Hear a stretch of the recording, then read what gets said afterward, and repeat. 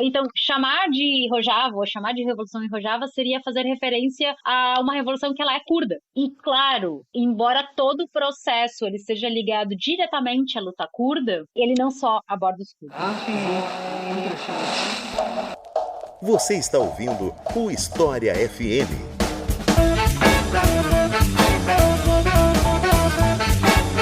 Salve, ouvintes do História FM, bem-vindos a mais um episódio desse podcast produzido pelo Leitura Obriga História. Eu sou Iclis Rodrigues e hoje vamos falar sobre a Revolução em Rojava, um tema bem atual, né, algo que está em andamento, mas que nem sempre chega até nós, né, pelos veículos de imprensa, ou às vezes até na escola e tal, porque é aquele tipo de coisa que tem história, mas que ainda está em andamento, né. E, para falar sobre esse assunto, eu convidei Florência Guart, a quem eu passo a palavra para se apresentar para vocês. Então, Florência, seja muito bem-vinda e fique à vontade. Oi, Iclis, tudo bem? Boa tarde, bom dia, boa tarde, boa noite, né? Qualquer horário para audiência também. Fico muito feliz, gosto muito do teu trabalho, acompanho o podcast, então para mim é uma honra estar aqui. Espero poder abrir espaço para um rico debate que depois os ouvintes possam também ampliar e, enfim, a gente construir aí um pouquinho a mais desse conhecimento ao redor do Kurdistão. Então é isso, vamos conhecer um pouco mais sobre essa revolução em andamento depois dos comerciais.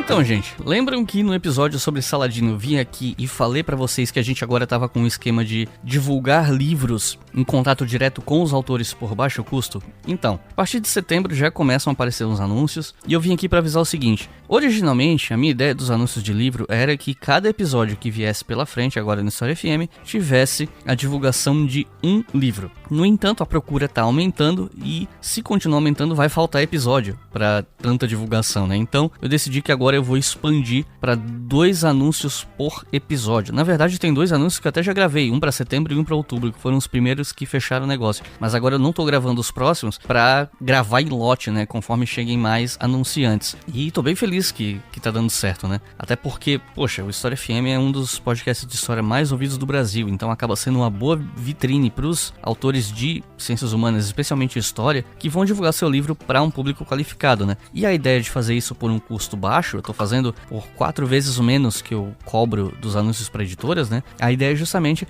facilitar para os autores que não tenham a grande editora por trás financiando o anúncio. Para quem tem um livro mais acadêmico assim, que normalmente não ganha tanto espaço no mercado editorial, você tem o seu espaço aqui por um preço mais acessível. E você que tá ouvindo isso aqui, não ouviu o episódio do Saladino, não sabe do que eu tô falando? Deixa eu te explicar. A partir de agora, os autores de livros de ciências humanas, desde que seja um livro que eu acho que tem a ver com a proposta do programa, que entrar em contato pelo e-mail comercial@historiafm.com pedindo para divulgar o livro no História FM, eu passo um orçamento. Como eu disse, eu tô cobrando um valor bem mais em conta, 4 vezes menos do que eu cobrava para as editoras. E aí, se você for um autor de livro que quer divulgar sua obra, você pode fazer isso no História FM para um público qualificado, né? Quem ouve História FM é porque realmente gosta de história. Então, quer divulgar sua obra aqui? Entre em contato pelo e-mail comercial@historiafm.com e lá eu te explico tudo. É sem burocracia, você me passa as informações que você quer, manda o Pix e aí eu te passo a lista dos episódios que vem pela frente e você escolhe aquele que mais combina com o livro ou aquele que você acha que vai ter uma audiência melhor, não sei. Os critérios para escolha são seus. E aí, até 2 livros por episódio, a gente vai alinhando as agendas aí para que todo mundo tenha a oportunidade de divulgar. Então, repetindo, quer divulgar? Entre em contato por comercial@historiafm.com. E, claro, eu vou falar dos nossos apoiadores no Apoia-se, porque são eles que financiam de fato a História FM, né? Os anúncios sempre ajudam, mas quem de fato financia, quem sustenta, quem faz esse podcast sobreviver é o pessoal que apoia a gente todo mês pelo Apoia-se, em apoia.se/obrigahistoria. Os nossos novos apoiadores e apoiadoras são Sérgio Marcondes, Ricardo Lima, Bruno Colonese, Marta Martins, Flávio Matos, Gustavo Oliveira, Natan Crestani, Rosânia de Queiroz, Tamara Camargo, Plínio Ruiz, Mário Pinheiro, Rômulo Olweiler, Márcio Medeiros, Renato Ferreira, André Borges, Ivânia Nascimento, Cláudio Queiroz, Clécio Mendes, Ariela Greco, Vitor de Oliveira e Maria Fumanelli. Muito obrigado, pessoal. São vocês que financiam o História FM, além do Estação Brasil e do Colunas de Hércules. E todo mundo que apoia a gente com R$5 ou mais por mês pode ouvir o História FM com antecedência. Mas qualquer valor a partir de R$2 já financia esse projeto. Então, se você tem condições de apoiar e quer apoiar um projeto educacional gratuito, fica aqui a sugestão de apoio para o nosso projeto, o História FM. E você pode fazer isso em apoia.se/obrigahistoria, ou em última instância, se você quiser fazer um apoio pontual, você pode fazer isso via Pix pela chave leituraobrigahistoria@gmail.com. Repetindo, leituraobrigahistoria@gmail.com. E aí você pode mandar qualquer valor via Pix. Agora chega de papo e vamos para o episódio.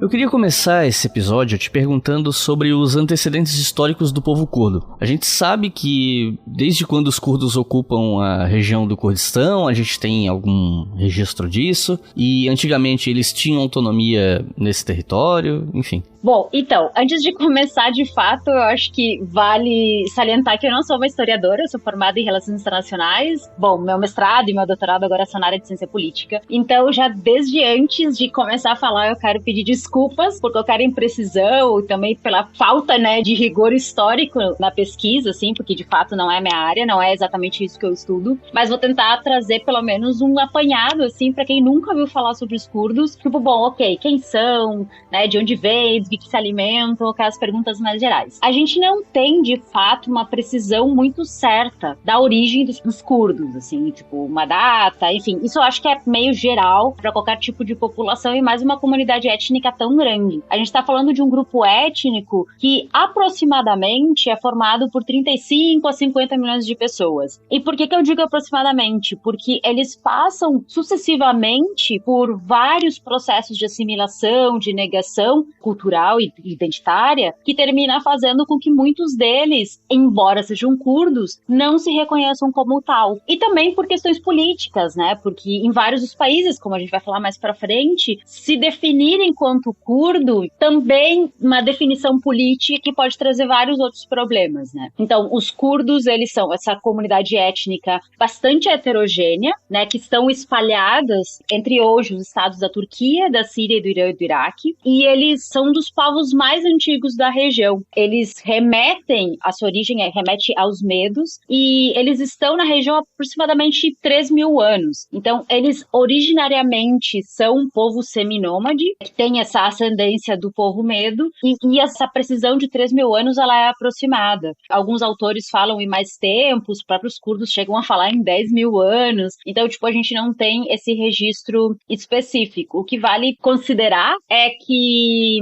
a palavra curdo remete a essa população que se localiza entre as montanhas Zagro e Taurus e também entre os rios Tigres e Éufrates. Então, essa região ali da Mesopotâmia é, digamos, o berço da onde eles se localizam. A palavra Kurdistão, ela aparece pela primeira vez com a criação de uma província chamada Kurdistan, no território que hoje é o Irã, né? E que foi fundado pelo príncipe turco Sanjar. Eu não sei se eu tô falando direito, assim, mas é um pouco essa, assim, a dinâmica. Vale considerar também que os curdos são um grupo extremamente heterogêneo, não só por essa divisão territorial, né, de estarem entre esses países, mas também porque eles falam diversos idiomas. Então, o Kurmanji é o idioma mais falado, né, pelas populações curdas, mas também tem o Sorani, tem o Zazaki, tem o Sharin. Então, dependendo da região, também a predominância de um dos idiomas. E o mesmo vale para a questão da religião. Os curdos, eles podem ser alevis, que são bastante característicos na Turquia, os curdos alevis, que é uma filosofia, uma religião que ela tem um sincretismo de base muçulmana, e também tem os yazidis, né, que também se organizam como se fosse uma comunidade étnica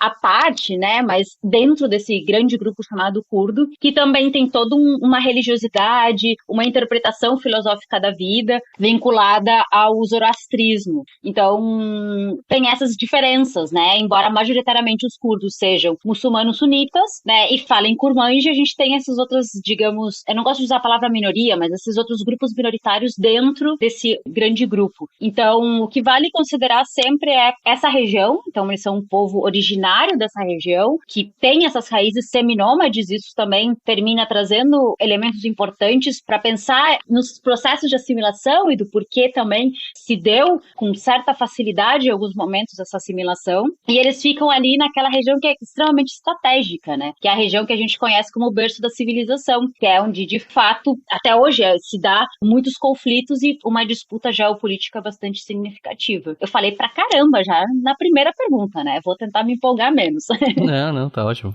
Em 1639, em um conflito entre o Império Otomano e o Safávida, aconteceu a primeira divisão do território do Kurdistão, definido no Tratado de Zohrab. Você poderia falar um pouco sobre esse conflito, esse tratado? Como é que foi dividido esse território? Qual foi o impacto dessa divisão para os curdos? Bom, na verdade, quando pensa na história curda, assim, a gente fala mais da segunda grande divisão do Kurdistão, que se dá com a Primeira Guerra Mundial, mas nesse momento ele é importante porque foi num contexto também, né, em que foram sendo criadas diferentes dinastias curdas, de lideranças curdas, né, dentro do Califado Árabe, e esses grupos eles foram tendo influência, né, e foram se consolidando, e foram se formando diversos principados, que terminaram sendo fundados lá pelo fim de 1400 aproximadamente. Então, esses principados eles foram resistindo, né, até aproximadamente o século XX, e eles foram exercendo certas influências ali dentro das dinâmicas. Dentro dessas dinâmicas, né, entre o Império Otomano e também entre o Império Safávida. Então, esse tratado, o Tratado de Zohrab, que foi assinado em 1693, ele termina sendo, assim, o primeiro momento em que se dividem os grupos curdos, né, e essas elites locais, sobre a influência de dois grandes impérios de forma definida, né. Então, há de fato uma decisão de dividir e de colocar esses principados, esses redutos de poder organizados pelas lideranças curdas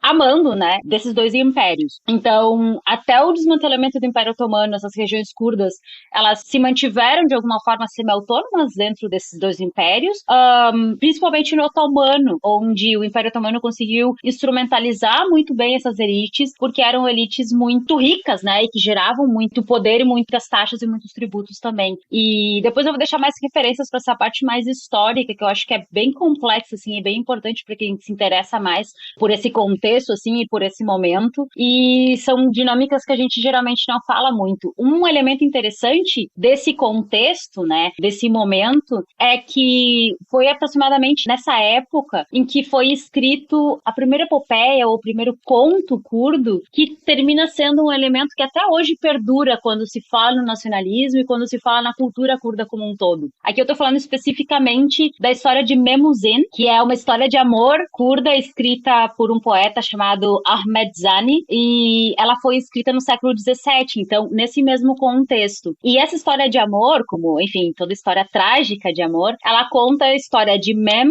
e de Zin, que era uma princesa, e Mem era, né, um homem da classe operária, era um campesino, na verdade não era operário, ele era um campesino, que todo mundo, a comunidade tinha uma grande estima por ele, né, ele era um homem muito respeitado, muito digno, muito honrado, e ele era muito reconhecido por esse seu caráter. E Zin, né, sendo uma princesa, acho que, se não me engano, ela era irmã do príncipe de Botano, alguma coisa assim. E esse é um conto-poema, assim, ela é muito interessante, infelizmente eu acho que a gente não tem tradução. Eu tinha lido ele em inglês num curso que eu fiz. E, enfim, eles se apaixonam, e daí o Bekir, que é, digamos, o figurão, a figura malvada, ele termina se interessando pela Zin e termina fazendo toda uma chantagem e várias armações, fazendo com que o Mem seja preso, seja desacreditado pelas lideranças locais e tudo mais, e aí ele termina morrendo na prisão. Então, a Zin, quando fica sabendo disso, ela fica muito, muito triste, termina morrendo no funeral dele de tristeza, e os dois são enterrados juntos, assim. E depois o Bekir termina fazendo uma armação para separarem os corpos, e aí, enfim,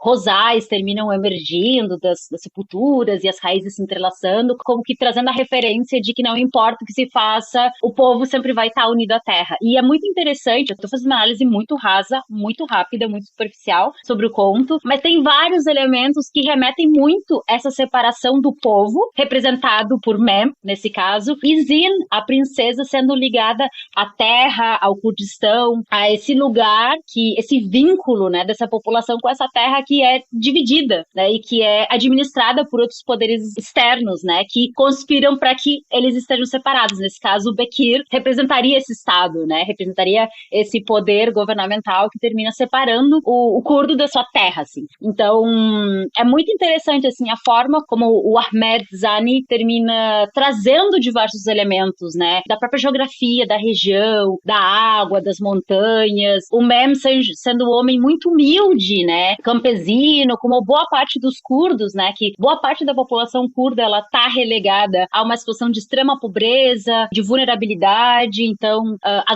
vida nas montanhas é uma vida muito dura, muito difícil, tem muitas privações. Então, esse conto escrito nesse contexto, que é num contexto bem dessa primeira divisão do Kurdistão, traz à tona esse sentimento, né, de um povo que se encontra...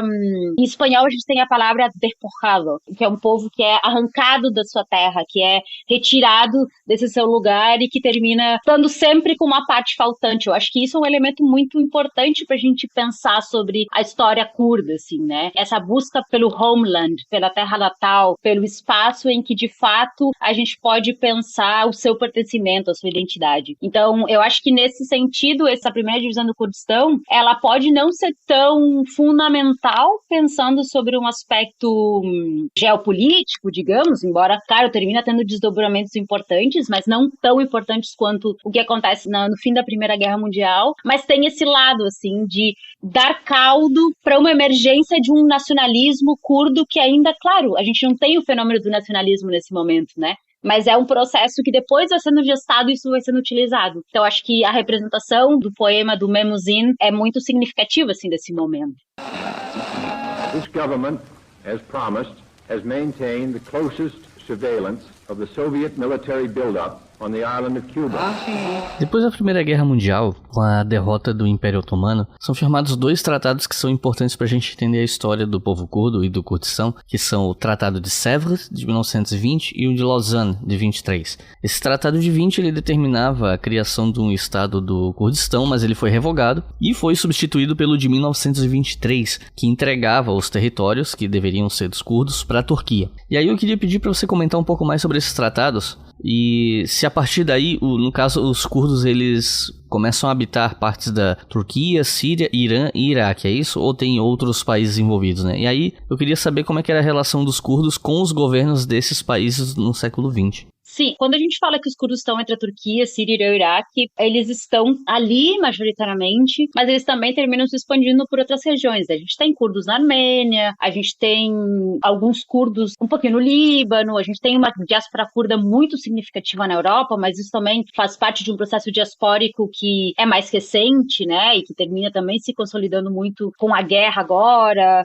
enfim, com o acirramento do conflito, né, principalmente na década de 80, do acirramento no conflito não só na Turquia, mas também na Síria mais recentemente, no Iraque também. Mas voltando para essa questão dessa segunda grande divisão do Kurdistão, né, acho que todo mundo que gosta de história e que lembra das aulas de história vai lembrar da grande questão oriental, né, e de toda essa corrida imperialista que as potências centrais tiveram, né, e fizeram de fato na região, afetando toda a geopolítica, né, e dividindo os territórios em zonas de influência, zonas de poder. Então, pensando nesse momento de questão oriental e da própria dinâmica do imperialismo, né, na região, a gente teve em 1916 o Tratado de Sykes-Picot, que eu acho que boa parte da audiência vai lembrar, ou, enfim, pode ter algo em mente, assim, que foi esse tratado secreto que ocorreu entre o Império Britânico e entre a Grã-Bretanha e a França. Então, essa divisão em zonas de influência terminou afetando as dinâmicas da região, né? E isso também terminou dividindo, em alguma medida, as elites tribais curdas. Eu não gosto de usar a palavra elite tribal, porque eu acho que a palavra tribo é uma palavra muito complexa, muito complicada e da qual eu não me alinho, mas é a forma como a literatura geralmente usa para se referir, os curdos sempre falam nessas elites tribais e, enfim, é um conceito que ele é bastante utilizado na literatura. Essas elites tribais, elas são chamadas de agas. Esses agas, eles são líderes seculares, diferente dos sheiks, que são líderes que também têm algum papel religioso, né, na comunidade. Então, dentro dessas dinâmicas, né, de divisão, de zonas de influência, essas elites, os agas, eles terminavam também barganhando um pouco, né? Alguns buscavam apoio no Império Otomano, que já estava bastante debilitado e bastante fraco, né, diante desse contexto de fim de guerra, enquanto algumas outras terminavam barganhando também com o nacionalismo turco, né? E aqui principalmente pensando na figura dos jovens turcos, que era um grupo nacionalista que termina sendo depois liderando uma revolução, né? E aí aqui a figura do Mustafa Kemal Atatürk é fundamental, porque ele termina sendo o fundador e não por menos Atatürk é pai dos turcos, né? Então essa figura é uma figura que até hoje, assim, ela representa muito de um nacionalismo que tem se expandido muito e que tem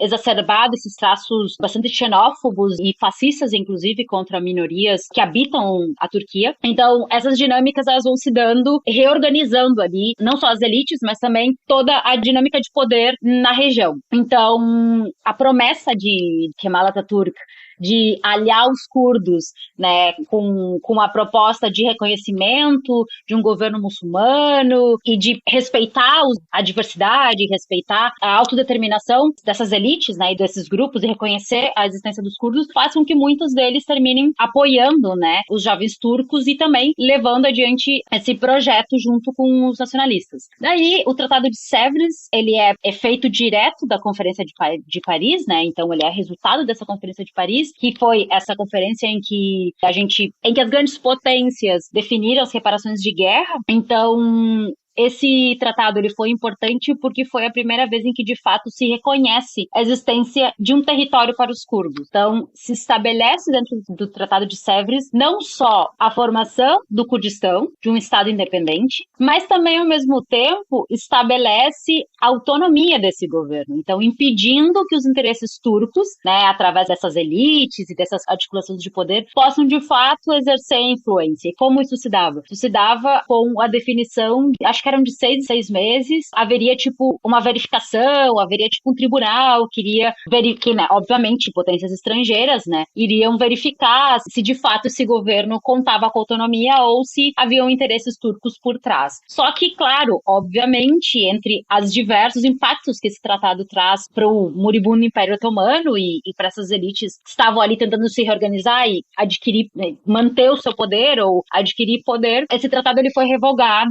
e logo em seguida, assim, nesse mesmo processo, se instaura uma revolução, que é a revolução liderada pelos jovens turcos e pelo Mustafa Kemal Atatürk, que é a revolução kemalista, e aí termina-se concluindo, digamos, garantindo, reconhecendo a formação da República da Turquia através do Tratado de Lausanne, que é assinado em 1923. Esse tratado, ele não só garante a formação do Estado da Turquia, como ele termina revogando completamente Sèvres, e aí sim, como que se coloca uma pá de cal em qualquer tipo de possibilidade de fundação de um Estado curdo, né, de um Kurdistão nesses territórios, né. E aqui eu acho que o que vale considerar, que é muito importante até para entender hoje as dinâmicas de hostilidade entre o Estado turco e as organizações políticas curdas, inclusive a população, né, não só em relação às organizações políticas, é o fato de que com essa fundação da Turquia, através de uma vitória nacionalista, se estabelece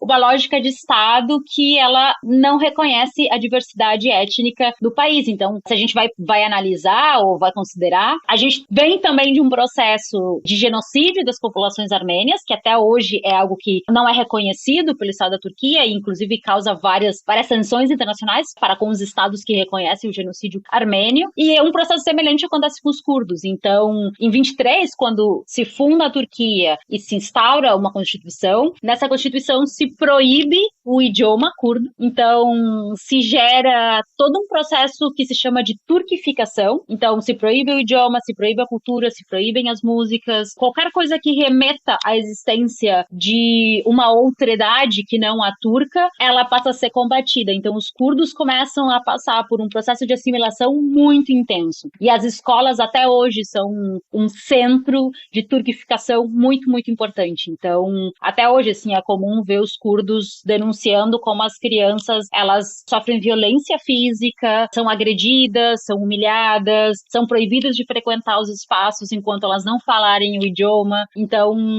se dá um processo muito longo, assim. Durante todo o século XX, praticamente, falar curdo é proibido. Tanto é assim que em 1991 foi eleita a primeira mulher curda para o parlamento turco, a Leyla Zana, e quando a Leyla assumiu, ela falou, deu as boas-vindas e falou que ela também ia governar governar não só para turcos, né, mas também para curdos, e ela falou essa frase em idioma curdo e ela saiu presa. Ela ficou 10 anos presa, ela foi vinculada com terrorismo, foi chamada de terrorista e, enfim, isso também é um processo que a Turquia utiliza muito bem, né, o processo de securitização dos grupos curdos que reivindicam a sua curdicidade, né, a gente sabe que terrorismo é um conceito eminentemente político, não. O que é terrorismo? Terrorismo é o que a política definir que seja terrorismo. A gente não tem uma definição clara do que é terrorismo, a não ser os interesses políticos que estão por trás e que terminam definindo que uma ação é ou não é terrorista. Mas ação per se, não existe uma ação que seja terrorista. E nesse sentido, acho que a Turquia instrumentaliza muito bem esses elementos, né?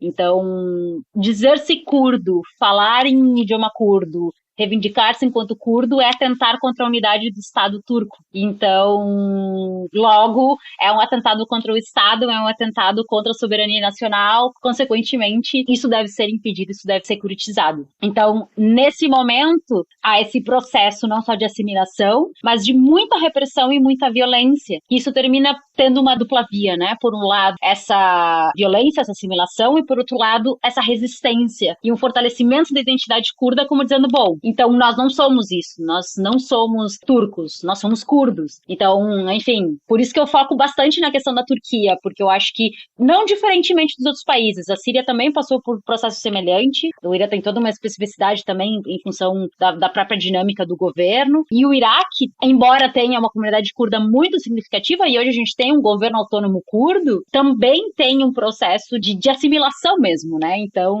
de negação de que os curdos possam ser, de fato, um grupo étnico consolidado na região. Não sei se eu dispersei demais, acho que sim, mas estou trazendo várias coisas porque o tema é muito plural, assim, é muito diverso, então eu termino indo por vários lugares tentando não me perder também de algum fio condutor.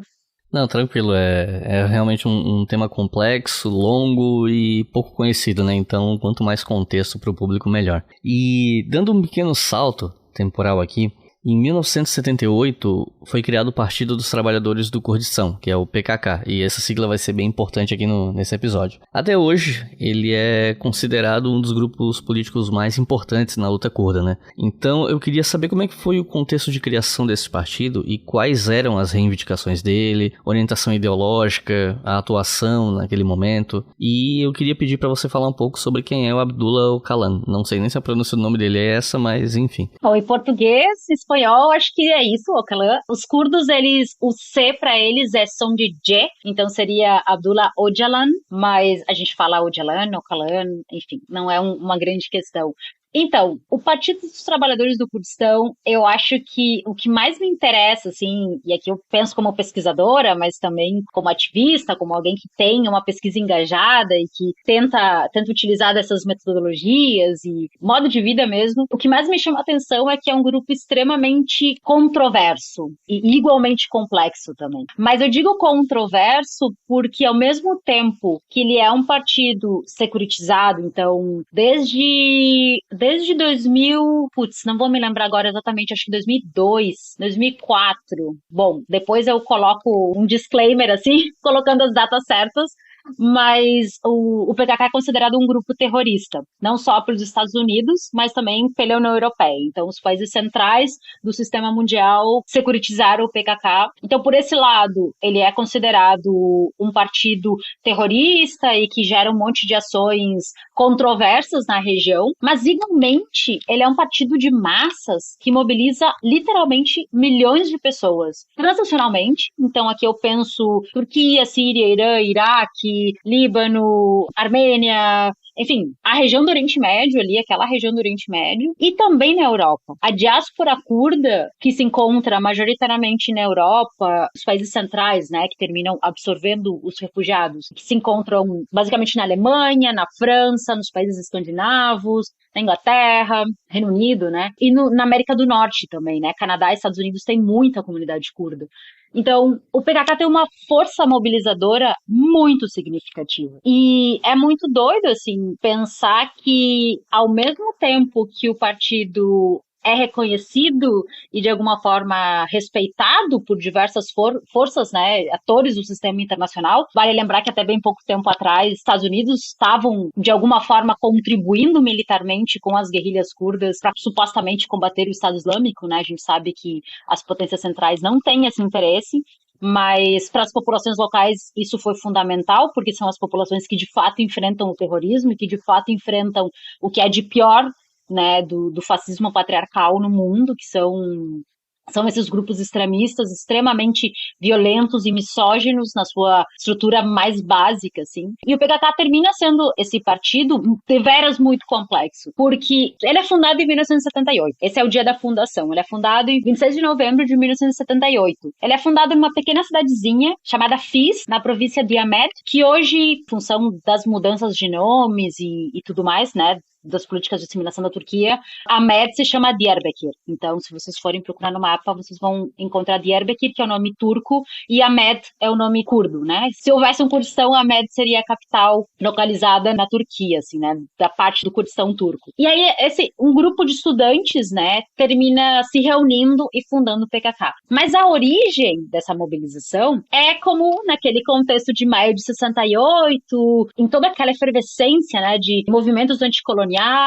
movimento dos não alinhados, enfim, diversas dinâmicas que se dão nesse contexto, os curdos começam a realmente a não se ver dentro da esquerda turca. Então, eles dizem, bom, a gente está aqui enquanto militante socialista, a gente está aqui enquanto militantes pelo comunismo, mas a gente continua sendo massacrado, a gente continua sendo tratado como cidadão de segunda ordem, a gente continua sofrendo violência por falar o nosso idioma, a gente continua sendo tratado como um cidadão de segunda categoria. Então, esse racismo, essa violência, esse não reconhecimento, né, que os curdos sofriam dentro das organizações da esquerda turca, passam a sensibilizar alguns militantes dizendo, não, para lá, então há uma questão muito maior por trás dessa luta. Não é só o capitalismo. O que a gente está querendo colocar no lugar? Um socialismo que nos coloca nesse lugar de cidadãos de segunda categoria? E aí começa a haver um questionamento muito significativo em relação à própria dinâmica colonial e ao colonialismo.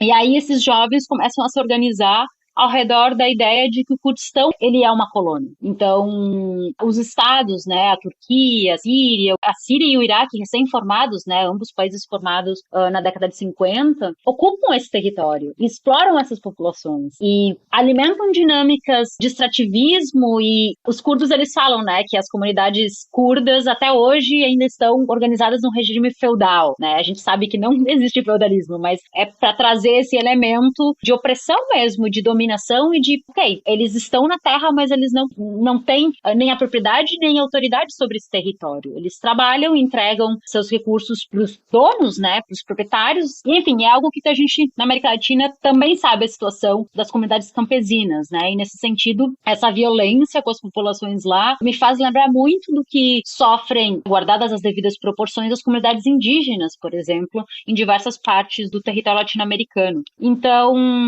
os curdos, eles começam a questionar muito esse processo e dizer, bom, que tipo de socialismo estamos criando? Um socialismo que não tem espaço para nós. E aí eles começaram a se organizar de forma independente, e Öcalan termina sendo uma figura central porque ele termina sendo, desde o começo, o principal teórico, assim. Öcalan, ele vai para Ankara, ele nasceu num vilarejinho muito, muito, muito pequeno, chamado, um povinho, assim, chamado Amara. Ele nasceu em 48, se eu não me engano, em 4 de abril de 48. E ele nasceu numa família muito, muito pobre, né? Uma família muito tradicional. A mãe era turca e o pai é curdo. E, segundo ele, assim, desde muito pequeno, ele se impressionava muito com o tratamento que as mulheres tinham dentro dessa comunidade. Como, muito cedo, assim, a sua irmã, ele passou por um processo de separação da irmã muito forte. Quando a irmã fez, acho que 12 ou 13 anos, ela foi vendida, né, foi dada em dote, em troca de dote para uma outra família. E ele ficou muito indignado, assim, muito triste com o tratamento, né, que não só a irmã dele, mas as amigas tinham tinham, e ele começou a pensar muito nessa condição de pobreza, de miséria e de violência que as comunidades estavam sendo submetidas, assim. Então, ele organizou um grupo de estudantes para pensar na sociedade curda e para pensar em como seria essa luta, né? E daí eles começaram a se organizar ao redor, que no começo eram os jovens apoístas, né? Apo é o apelido que se dá a Abdullah, na Turquia, na região. Então, seria como Chico para Francisco no Brasil, né? Então, esses apoístas eram os seguidores de Apo, que ele era o grande teórico, assim. E eles foram se organizando e fazendo várias ações e tudo mais. E daí, o grupo terminou crescendo e chegou a ponto de dizer, bom, a gente precisa formar um partido, então. A gente vai formar um partido e vai se organizar. E aí, é fundado em 78, em 26 de novembro de 78, o Partido dos Trabalhadores do Kurdistão, que vem a ser a sigla do PKK, que terminou se organizando e crescendo muito significativamente, porque quando ele é fundado, ele tem um apelo campesino muito significativo. É um partido marxista-leninista de inspiração maoísta que termina colocando como centro essa atuação rural. Então eles fazem um trabalho de base muito potente, assim, nas regiões campesinas e nessa área mais rural, mas ao mesmo tempo sem perder também esse trabalho nas cidades, né, de organização em sindicatos, enfim, para tentar organizar principalmente curdos, né, ao redor da questão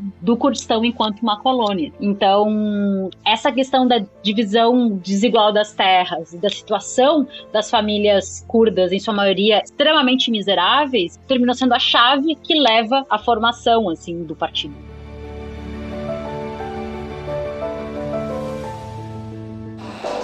Você está ouvindo o História FM.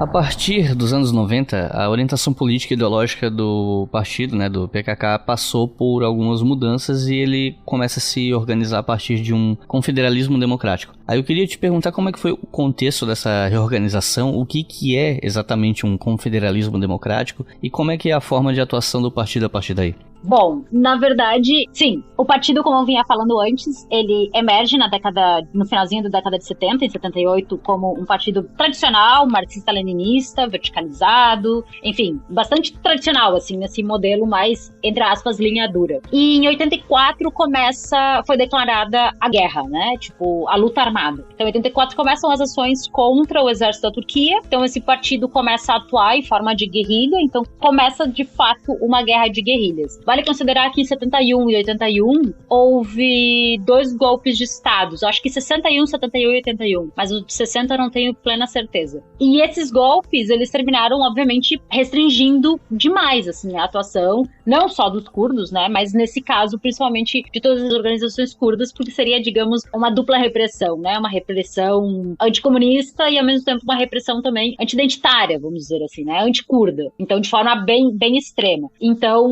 vários desses militantes foram presos na década de 80, tem todo um processo que é muito importante para entender a luta das mulheres mais adiante. Então, há esse processo de prisões massivas, assim, e violência muito grande. Na década de 90, começam a se dar as chamadas Şerheldans, que são levantes, é a palavra curda para levante, em que diversas comunidades passam a se insurgir e a questionar os rumos da guerra e a resistência. E o partido também, a gente, né, década de 90, final da Guerra Fria, tem uma reestruturação global a nível internacional significativa, né? Então, o partido, ele passa a questionar muito o seu modus operandi, o futuro da luta armada, da luta política, e bom, onde estamos nós, né? Onde está, em que direção aponta a luta curda nesse novo contexto? Então, nesse contexto de revoltas, nesse contexto de efervescência de uma população curda também demandante de alternativas e de propostas e de projetos e de reorganização do mundo como um todo, e de certa forma,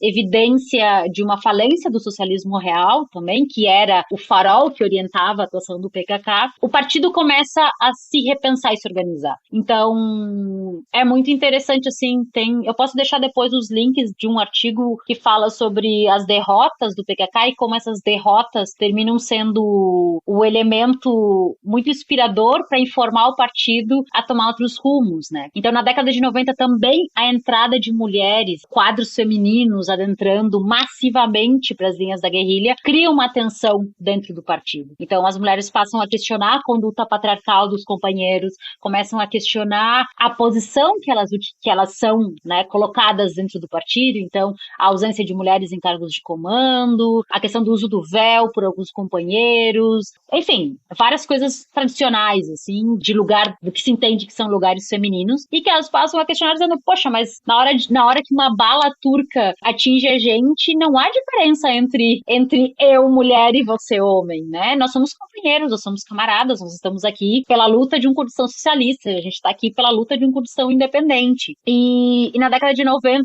todo esse rearranjo, né, vai sendo colocado em tensão. O PKK passa por uma crise muito grande, interna, entre os seus quadros, e em 95 as mulheres também começam a se organizar, mas das mulheres eu vou deixar como um apartado para não confundir, vou falar de forma mais geral. E essa organização coloca como chave, assim, questionar esse projeto marxista-leninista de aspiração em direção a um Kurdistão independente e inspirado no socialismo real. Então, o partido passa por um processo de crítica e autocrítica bastante importante, que até hoje, né, termina ganhando cada vez mais relevância, mais importância, essa instância de crítica e autocrítica, e começa a se questionar esse destino, digamos, né, esse horizonte.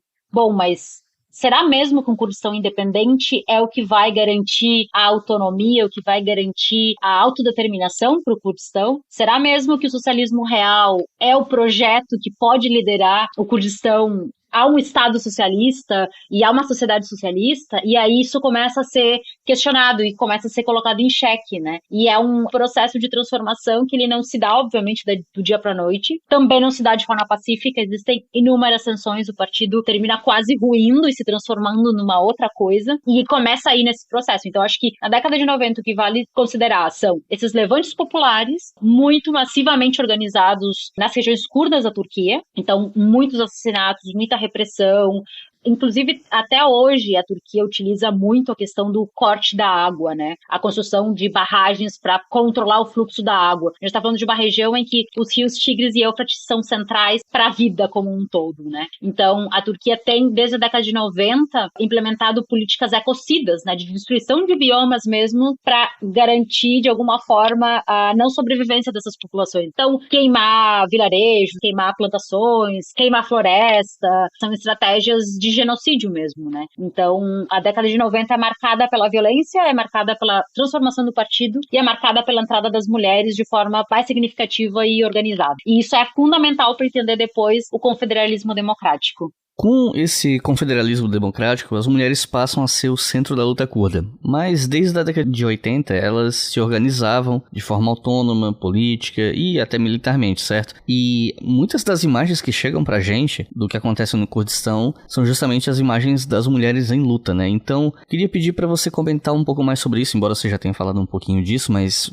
se puder desenvolver um pouquinho pra gente. Sim, o confederalismo democrático ele termina sendo esse resultado, né, essa proposta é algo que é mais voltado para os anos 2000, é, digamos, a síntese de todo esse processo, e as mulheres, elas terminam ocupando o lugar de vanguarda revolucionária nesse processo. E eu acho que essa é uma das características, assim, que tem colocado, não só o PKK, mas os movimentos curdos como um todo, assim, num lugar de muito destaque, assim, internacionalmente. Acho que me serve também de muita inspiração, ver como há toda uma mudança, né, orgânica e social apontada, assim, nessa direção. Então, quando eu falei da década de 80, da guerrilha e da repressão, né, como um todo, do Estado de forma mais intensa às populações curdas, as mulheres já estavam dentro dessa organização, né. Na fundação do partido, havia duas mulheres. A Fatma, que naquele momento era casada com o Öcalan, mas anos depois ela termina rompendo a relação com ele, rompendo a relação com o partido também. Ela não se vincula mais, assim, supostamente ninguém sabe dela, né? Ela rompeu completamente com a organização e tal. E a Sakineh Jansis. A Sakineh Jansis eu acho que é uma das figuras mais significativas, não só porque ela é praticamente a única mulher fundadora do PKK, mas porque ela é uma figura que até a data do seu assassinato, em 2013, ela sempre liderou o movimento de mulheres sem perder de vista, digamos, essa integração com o movimento maior. Então, a atuação das mulheres mulheres no movimento misto, digamos, no movimento geral, mas ao mesmo tempo tendo as instâncias de participação e de organização exclusivas e de fortalecimento e de criação das suas regras, digamos, né, e da sua política e a Sakine, ela foi uma mulher que, para sua época e para o seu contexto, ela sempre foi muito rebelde, realizou coisas que naquele então não se esperava, né, que uma mulher, e enfim, uma mulher curda, né, pudesse fazer. E na década de 80 ela foi presa por participar, enfim, por ser uma militante, por ser revolucionária. Ela é presa e ela vai ser levada para uma prisão em Diyarbakir, em Amed. E a questão das prisões também é muito interessante. Os curdos, eles têm vários materiais, vários livros, assim. A experiência da prisão é uma experiência que atravessa, sabe? Atravessa todo o movimento até hoje. Eu não quero... Depois eu vou, se tiver como, eu trago algumas curiosidades, assim, da minha pesquisa de campo e de coisas que eu observei estando com o movimento, assim, em relação a isso.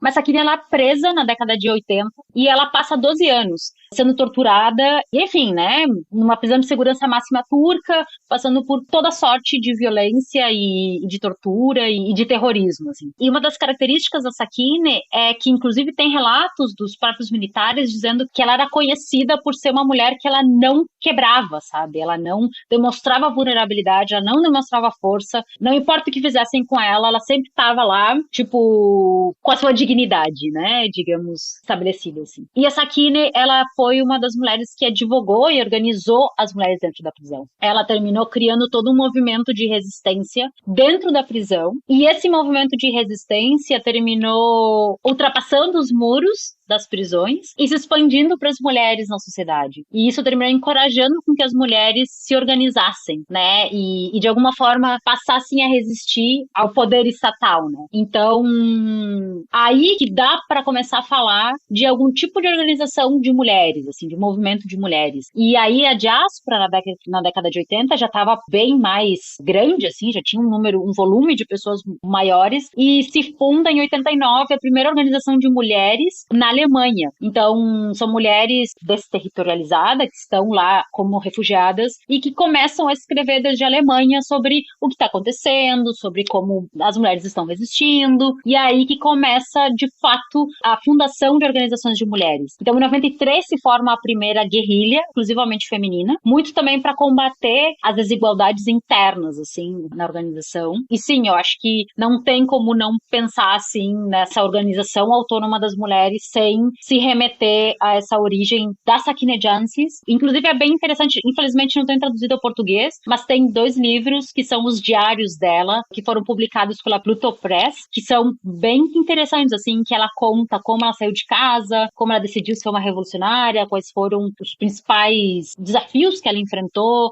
a vida como revolucionária. Se chama Toda a Minha Vida Foi uma Luta, né, e são os diários dela, assim, são bem interessantes. Tem até um documentário sobre ela, que eu não sei também se tem legenda, que traz um pouco, assim. Inclusive, eu tinha legendado um documentário que fala um pouquinho, assim, sobre a história dela, também eu posso deixar o link depois. Acho que é uma figura muito interessante, assim, principalmente quando a gente pensa, né, em mulheres com armas e tal. Acho que a origem da resistência das mulheres curdas não é nem no front, assim, não é nem portando as Kalashnikovs, é mais essa resistência diária, de se manter curda, se manter a honra da sua origem, independente de qualquer violência e independente de qualquer tentativa de assimilação, assim. E a Sakine, pela própria postura dela, assim, ela trazia muito isso, de incentivar essa curiosidade, de trazer esse processo de resistência em todos os espaços, sejam nas casas, sejam nas prisões, sejam nas escolas, sejam nas associações de mulheres, enfim, nos sindicatos, por aí, assim.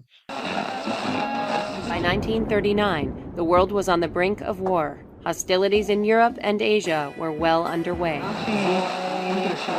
E aí a gente chega no cerne da discussão desse episódio, que é a Revolução em Rojava. Queria saber quando que ela começa, qual era o contexto na Síria, quando ela começou, e quais foram os grupos curdos que atuaram para poder declarar a região como autônoma, né? Como é que eles fizeram isso, enfim. Sim, geralmente, assim, para fins didáticos, e acho que é o objetivo aqui, a gente, quando fala na Revolução em Rojava, a gente sempre parte do tipo, bom, 2011, Primavera Árabe, a Síria, há um levante popular, a Síria começa a ter os conflitos internos, né, da guerra civil, e os curdos estão lá na região do norte e leste, né, no norte da Síria, que seria o território de Rojava, e eles terminam se declarando, eu odeio essa palavra, mas os curdos usam com muita frequência, que é se declaram como terceira via. Eu não acho que eles sejam terceira via, até porque, né, as associações que a gente faz a terceiras vias não são o projeto que eles trazem. Mas é só nesse sentido de dizer, bom, a gente não vai se posicionar nem a favor do governo de Bashar al-Assad, nem contra o governo, a gente tem uma outra proposta. Então, a gente vai ficar aqui construindo a nossa alternativa independente,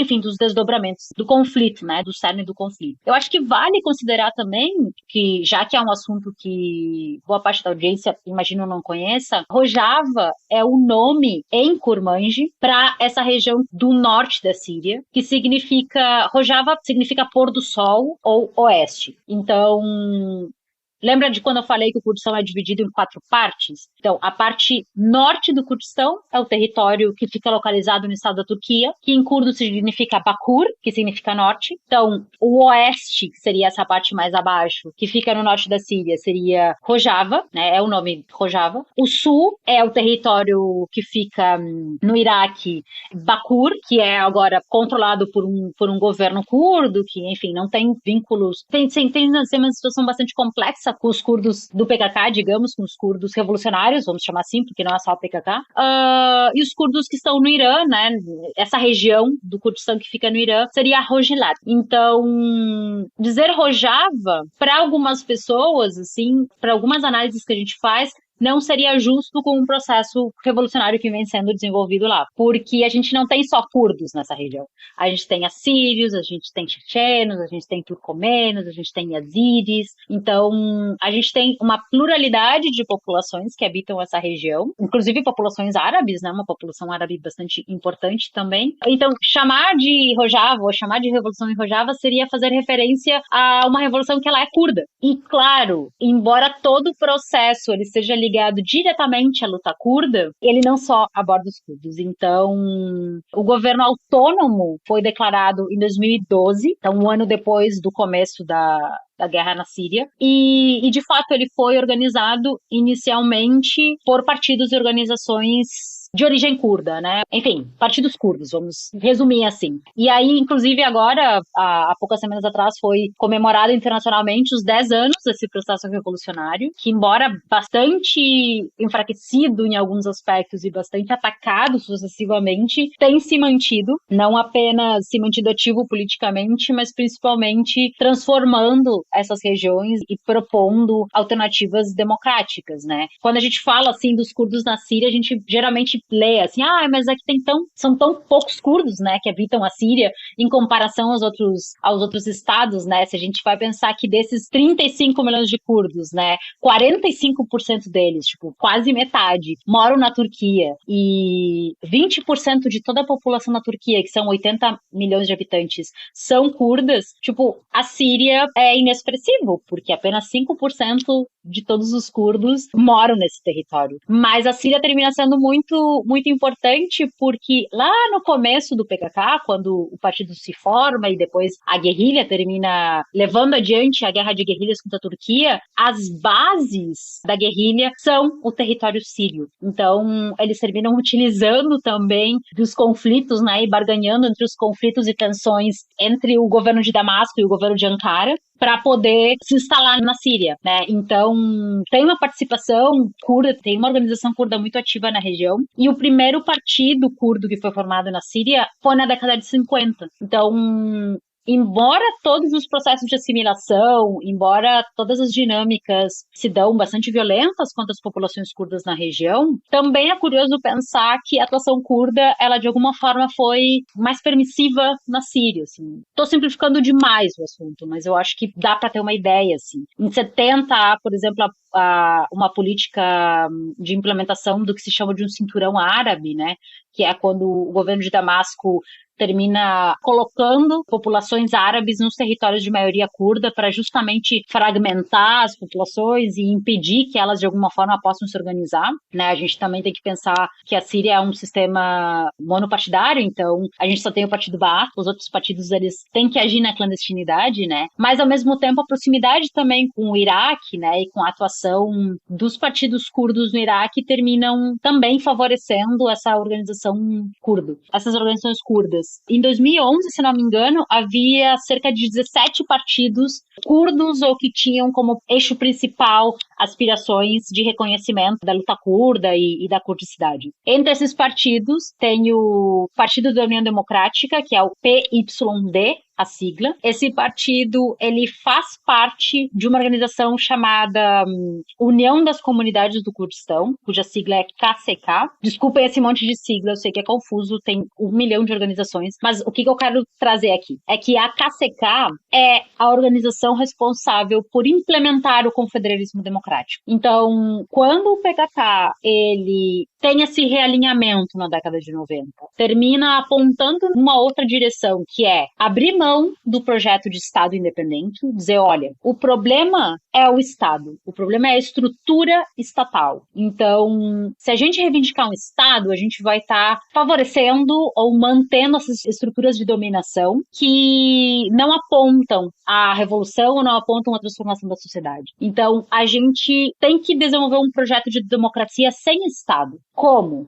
Bom, vamos ter outras inspirações, vamos ter outros projetos. Daí, Öcalan também se inspira em vários teóricos, em várias perspectivas. Uma das perspectivas que causa grande influência no seu pensamento é o municipalismo libertário do Murray Bookchin. Então, Murray Bookchin, ele é um norte-americano que desenvolve toda uma teoria muito interessante, assim, e toda uma linha de pensamento ao redor da ideia de municipalismo libertário. E a experiência zapatista também termina sendo muito importante para também pensar nessas transformações. O próprio EZLN, né, passa por transformações e termina se consolidando num projeto de democracia também, sem Estado, que valoriza as raízes indígenas, que valoriza o vínculo com a terra. Então, todos esses elementos que, se a gente for bem lembrar, a Revolução Zapatista ocorre também na década de 90, 92 ao Levante. Então, tem toda essa inspiração que termina dando mais energia, né, mais combustível para esse processo de transformação. E aí, em 2005, se funda essa União de Comunidades do Kurdistão, que é quando o PKK, digamos, abre mão do seu lugar de partido vanguarda, do seu lugar de partido que lideraria, né, o processo revolucionário, para dar lugar a uma pluralidade de organizações, né, que passam a se orientar a partir desse projeto do confederalismo democrático. Então, o PYD é um dos partidos que faz parte desse processo. Ele se funda em 2003 na Síria, e em 2011, quando tem a revolução, o PYD pega e diz, bom, no território de Diyarbakır, que é o território do Kurdistão que está na Turquia, já vem sendo implementados um sistema de comunas, já vem sendo implementado um sistema de democracia direta. Por que a gente não aproveita que o poder do Estado sírio está enfraquecido e que a nossa região, ela de alguma forma está enfrentando um vazio de poder? A gente precisa se autodeterminar, a gente precisa criar alternativas para além desse modelo estatal. Então, o Estado sírio, né, o governo de Damasco, não é um governo que tenha feito bem para as nossas populações. Então, a gente vai implementar uma outra alternativa. Então, por isso que eles falam que eles são, digamos, essa terceira via, esse terceiro elemento, que chega para dizer, ó, a gente vai implementar aqui um sistema democrático. Em 2012 se declara esse autogoverno, e aí esse autogoverno termina criando um contrato social. Inclusive, vocês podem achar muito fácil o contrato social de Rojava. Vocês acham ali os princípios, são princípios bem genéricos, e a estrutura principal é a participação das mulheres e de grupos marginalizados como elemento central para informar as políticas desse autogoverno, a participação direta da sociedade, então a formação de comunas, a formação de assembleias, enfim, essas instâncias participativas em diferentes níveis, e o reconhecimento da pluralidade da região. Então, enquanto os outros países eles não aceitam, por exemplo, o idioma curdo como parte do processo de de letramento das crianças, em Rojava a gente tem esse incentivo por reconhecer diversos idiomas, por reconhecer diversas religiões, por reconhecer diversos grupos étnicos. Então, garantir que os diferentes grupos se auto-organizem para pensar as suas próprias políticas. Então, pensar numa sociedade que ela seja apontada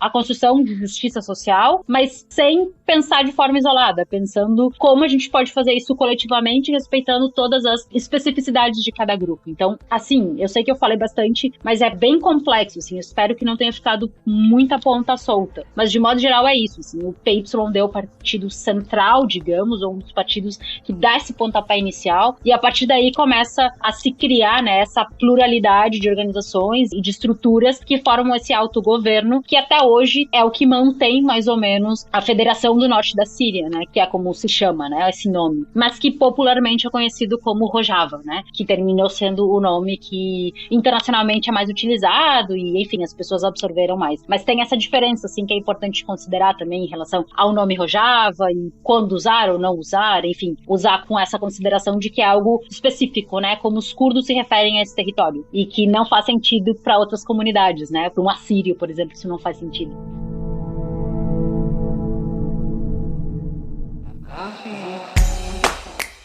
Se você quiser colaborar com o História FM, você pode fazer isso via Pix, usando a chave leituraobrigahistoria@gmail.com. E assim você colabora para manter esse projeto educacional gratuito no ar.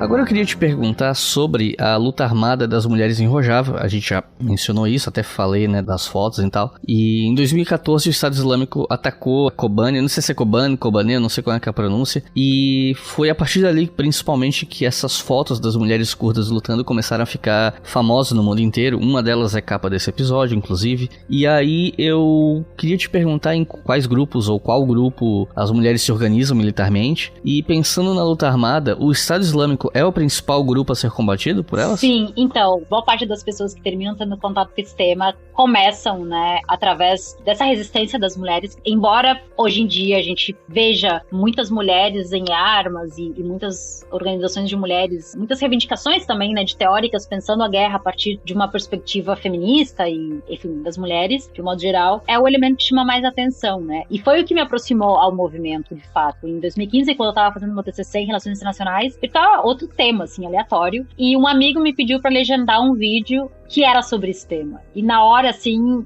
eu fiquei completamente chocada, assim, sabe? Muito impressionada positivamente, não só pela luta armada, mas por toda a filosofia e por todo o projeto que informa essa luta, né? Pela convicção delas. E como, de fato, apesar de toda a violência e apesar das duras condições às quais elas estão impostas, se dá, de fato, uma esperança de que a organização e a luta terminam sendo o combustível, né? Que faz tudo valer a pena, assim. Não tô romantizando situação de guerra, não é essa a ideia, não é ter uma visão idílica de, ai, nossa, como é legal lutar, nada disso. Mas como, apesar de todo esse destino, muitas vezes miserável, que lhes é imposto, é possível sonhar, ir em direção a uma utopia, né? Ir em direção a uma sociedade antipatriarcal, a uma sociedade... E, ironicamente ou não, o Estado Islâmico, eu acho que representa com toda a pureza possível o que é esse projeto misógino, patriarcal, de violência extrema, assim, contra as mulheres, contra as minorias, contra tudo aquilo que não é o poder hegemônico, né? Um poder religioso, um poder de controle dos corpos, né? De uma forma extremamente exacerbada, assim. E Kobani, eu acho que é um exemplo importante porque o mundo inteiro assistiu Kobani, de alguma forma, esperando que Kobani fosse cair. Eu lembro muito pouco, assim, porque, enfim, a cobertura da mídia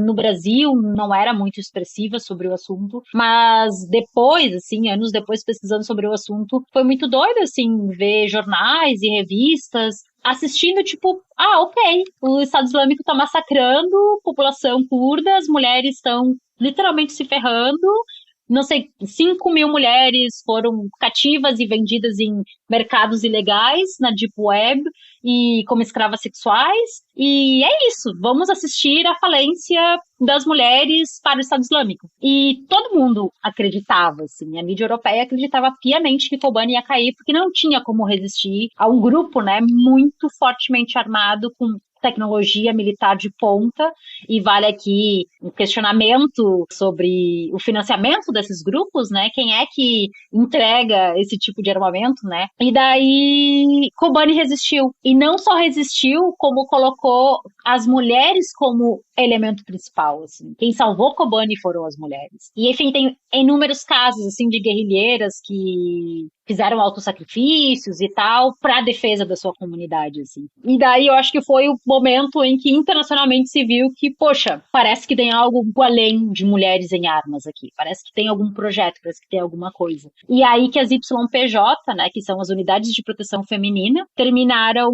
ganhando o mais destaque na mídia internacional, né? Que muitas vezes se fala só, tipo, bom, as Unidades de Proteção Feminina são uma milícia de mulheres e ponto. A gente tem uma milícia de mulheres, uma milícia de mista, né, que é a YPG, que é a Unidade de Proteção Popular, e pronto, e é isso, são milícias. Só que, na verdade, não, elas são o braço armado de um projeto revolucionário de democracia sem Estado, que é o projeto do confederalismo democrático. E quando a gente vai estudar, ou quando a gente vai olhar mais a fundo essas dinâmicas, a gente vê o quanto, inclusive os combatentes, principalmente os combatentes homens, têm que passar por treinamento antipatriarcal dentro dessas unidades e dentro da guerrilha para o que eles chamam, né, de matar o macho. Matar essa entidade patriarcal que é construída socialmente, essa masculinidade que ela é construída e exacerbada em diversos aspectos, e pensar na guerra, pensar no uso de armas como uma autodefesa. E aqui, pensando em autodefesa, não como os grupos de direita gostam de falar, né, de defender o cidadão de bem, nada disso, mas pensando em como defender um projeto de democracia. Então, é muito comum ouvir as curdas dizendo: a gente não quer pegar em armas, a gente precisa pegar em armas porque é a alternativa que nós temos, é a única forma de defender o nosso projeto, é a única forma de garantir a nossa existência. E a gente está falando de uma região em que não é só uma violência patriarcal causada pelo Estado Islâmico, são os estados nacionais que estão lá com seus exércitos, e é muito chocante ver como o Estado turco e a mídia turca, por exemplo, utilizam o vídeo de mulheres que são mutiladas ou estupradas. Quando as guerrilheiras caem em combate, é muito comum de que os próprios soldados, né, cortem os seios, mutilem seus corpos, enfim, façam vários tipos de mutilação, né, sempre de cunho sexual, sempre também tentando chamá-las, né, de, elas são vadias, elas são mulheres que não merecem ser respeitadas porque são guerrilheiras, e muitas delas, depois de serem capturadas, estupradas, elas não conseguem voltar para suas comunidades, porque a própria comunidade não aceita elas, considera elas impuras. Então, tem toda essa dualidade, assim, muito complexa, que faz com que as mulheres se juntam à guerrilha, não apenas pensando nessa autodefesa e também, de alguma forma, garantir a sua existência, mas também pensando na construção, né, de uma sociedade antipatriarcal, porque toda essa filosofia e a filosofia política que orienta essa organização é uma filosofia feminista, é uma filosofia de despatriarcalização da sociedade. O próprio projeto do confederalismo democrático é um projeto que tem a luta antipatriarcal como pilar central. São 3 pilares que sustentam o confederalismo democrático: a luta antipatriarcal, o ecologismo, então uma perspectiva ecológica anti-industrialista, né, de anti-extrativista dos recursos da natureza, e pensando, né, numa sociedade ecologicamente sustentável. E o terceiro pilar é a democracia radical, né, é a democracia direta. É bom pensar um governo sem Estado que garanta a participação democrática das pessoas. Então, hoje, nessa região, embora o Estado Islâmico não esteja completamente derrotado, a gente tem forças turcas que trabalham diretamente com grupos extremistas, inclusive com grupos remanescentes do Estado Islâmico, né? Células remanescentes do Estado Islâmico, e o próprio exército turco, que o que promove é um processo de limpeza étnica. E assim, sem a menor dúvida ou ressalva pelo uso do termo. O que acontece hoje na Turquia é um processo de limpeza étnica, de extermínio aos olhos da comunidade internacional e que ninguém se importa. Porque é muito bizarro as pessoas consternadas com o que a gente vê na Ucrânia, enfim, com o expansionismo russo e, de certa forma, pensando sobre os olhos da população, muito justo, né, se solidarizar com uma população que está sendo massacrada, mas todo mundo ignora o fascismo turco, todo mundo ignora os massacres que o Estado turco, que é um Estado fascista de ultradireita, que tem se expandido pelo Oriente Médio, não só para a Síria. A Turquia invadiu a Síria, a Turquia invadiu o Iraque, a Turquia está se expandindo num projeto neo-otomano e as potências internacionais não só estão caladas, como estão incentivando e dando dinheiro e apoiando. Então, é muito doido. Até esses dias houve uma reunião, uma cúpula internacional entre a Turquia, o Irã e a Rússia para reorganizar o projeto de invasão, de apoio, né? O projeto de invasão da Turquia em território sírio, que a ideia seria garantir uma Síria soberana. Mas, assim,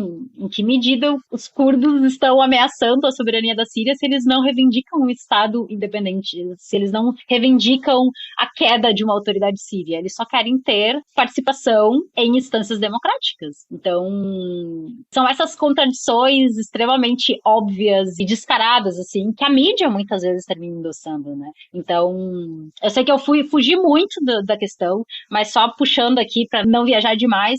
Sim, a participação das mulheres na guerra de Kobani, e não só em Kobani, mas em todo o processo político, militar, administrativo, econômico também. As cooperativas de mulheres na região são muito importantes, assim, para poder, de alguma forma, fazer frente ao embargo, né, que assola a região. E o Estado Islâmico, que foi financiado, mantido, sustentado pela Turquia e por outras potências internacionais, embora agora esteja muito pouco na mídia, porque já não gera cliques, não gera mais tanto interesse internacional, se encontra ativo e acho que o maior risco à região é o exército turco. O exército turco que não só colabora diretamente com grupos extremistas, como contrata mercenários, e a região de Afrin, que é a região que fica mais ao oeste do norte da Síria, ela foi tomada por esses grupos extremistas em 2018 e até agora está sob controle, sobre uma lei bizarríssima, misógina e violenta contra mulheres, e é praticamente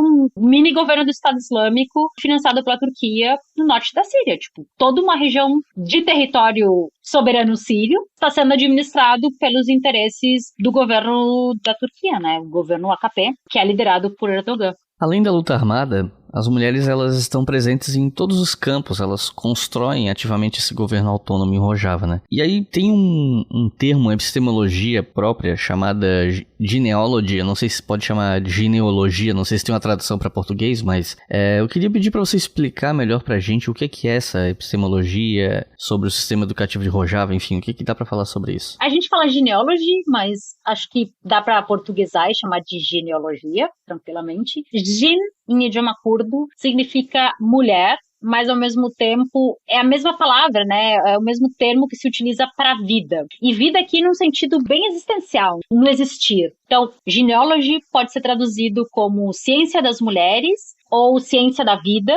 mas logos não vem bem de ciência, né? Porque elas também propõem toda uma reorganização e um repensar as ciências, rompendo com lógicas positivistas e cartesianas de produção de conhecimento. Então, eu gosto de chamar de conhecimento das mulheres. E a genealogy é curioso porque a genealogy, enquanto termo, ele foi escrito pela primeira vez por Öcalan. E aí é muito, muito comum, principalmente feministas ocidentais, né, de falarem, né?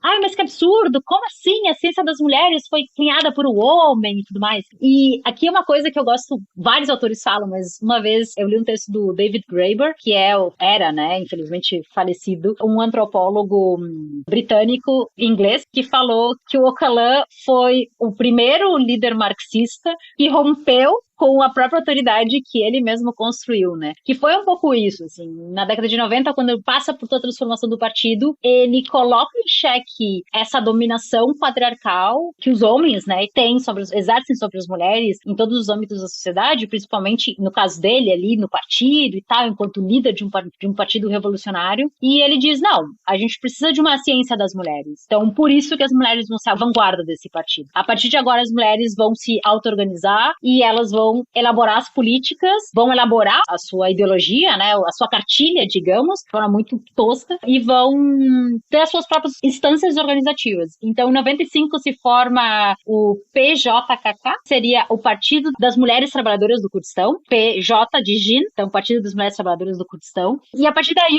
a organização das mulheres só cresceu e só ganhou mais relevância, mais importância e mais voz ativa, assim, dentro das decisões da organização. E a genealogy é uma epistemologia que está em constante transformação. Então, assim como diversas outras epistemologias feministas, e eu fico pensando aqui no movimento de mulheres negras, que tem uma gama infinita, né, de abordagens teóricas e de conceitos e de perspectivas que são riquíssimas e que, né, nos convocam aí além na nossa interpretação da sociedade. A gente tem também um movimento de mulheres indígenas que tem trazido diversas fontes de teoria e de praxe social também de transformação, feminismo comunitário, as feministas do Abya-Yala, enfim, uma rede, né, de repensar o feminismo também. É dizer, bom, quando a gente fala de feminismo, a gente fala em quê? O que é o feminismo? Quais são, de fato, as perspectivas feministas hegemônicas? Quais são as dinâmicas intragrupo, né, que terminam estabelecendo hierarquias entre as mulheres e deixando uma massa gigantesca de mulheres não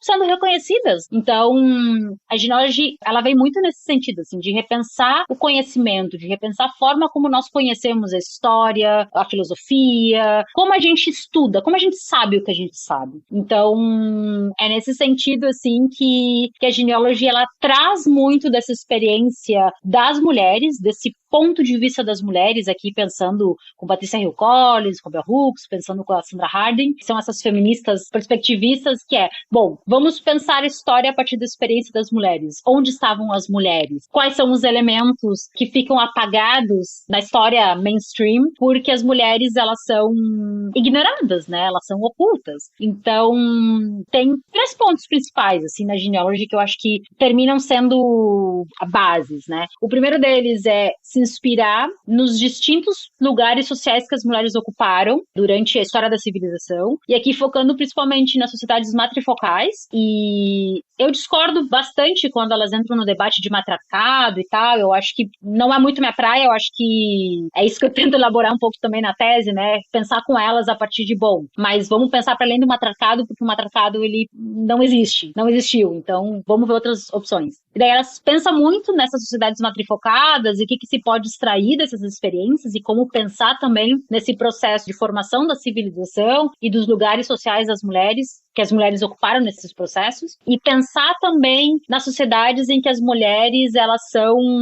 ativas, né, e donas de um biopoder. Então, como pensar, como a gente pode aprender dessas experiências, né?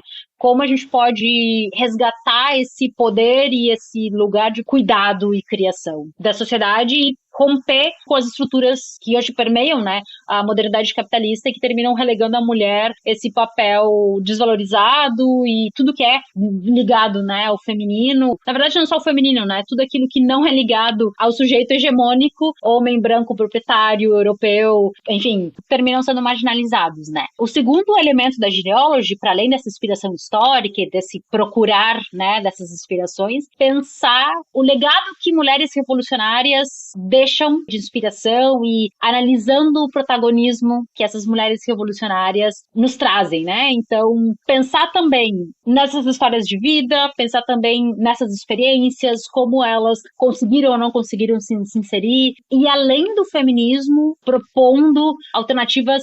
E quando elas falam que vão ir além do feminismo, elas falam muito nessa perspectiva de um feminismo hegemônico, né? Um feminismo branco, um feminismo liberal, um feminismo europeu. Então, romper com essas lógicas feministas excludentes e pensar através da experiência de outras mulheres marginalizadas que conseguem se inserir mais ativamente na luta e, bom, tentar aprender com elas de forma mais ativa. Então, é muito interessante, assim, como o movimento de mulheres curdas termina tendo uma participação atuação internacional muito ativa. Tem mulheres curdas entre as comunidades japatistas, tem mulheres curdas em algumas comunidades em países africanos, então elas vão bastante para a Índia, elas vão em diversos países da chamada periferia do mundo para unir forças e aprender das experiências, ensinar das suas experiências, então criar essas redes. E uma coisa que para mim é muito interessante de ver é como elas realmente estudam as histórias de resistência dos outros povos. Eu sempre falo assim que cada vez que eu fico um tempo convivendo com elas, eu me sinto a pessoa mais ignorante do mundo, porque elas sabem mais os processos de resistência da América Latina do que eu, sabe? Elas realmente procuram muitas explicações para pensar a luta delas a partir desse acumulado de experiências. E o terceiro elemento da genealogia é a luta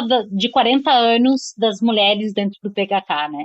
Então, pensar nisso para produzir uma epistemologia, uma proposta de construção de ciência que de fato seja uma ciência que não reproduza as estruturas androcêntricas, patriarcais, romper com a lógica sujeito-objeto, né? De alguém detentor, um ser detentor do conhecimento, né? Um sujeito imbuído de verdades científicas analisando um objeto, né?